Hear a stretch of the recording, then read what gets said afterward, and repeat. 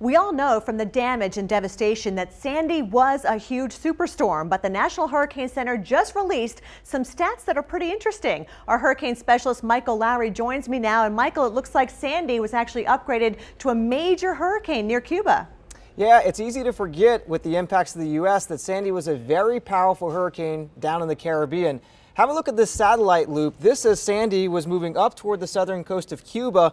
Originally, the Hurricane Center calling it a 110-mile-per-hour Category 2 hurricane at landfall in Cuba, but new information from hurricane hunters have allowed him to upgrade it to a Category 3 hurricane.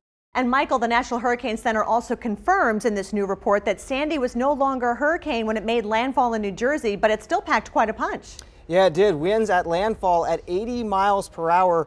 But let's step back just a few hours before the storm made landfall. This on Monday at 4 p.m. Now notice here the core of the storm still together with the deepest convection or thunderstorms just to the north and west. But as I put this into motion, you'll notice just a few hours later at 7:30 as it made landfall, really lost this deep thunderstorms at the core. The core collapsed, and indicating that it was no longer a purely tropical system.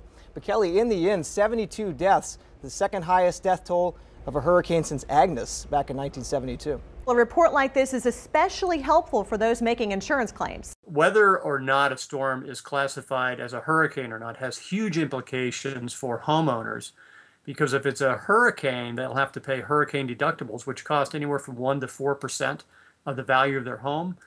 If it's not a hurricane, then it only costs between $500 and $1,000. So it's a lot less money if it's not classified as a hurricane. And of course,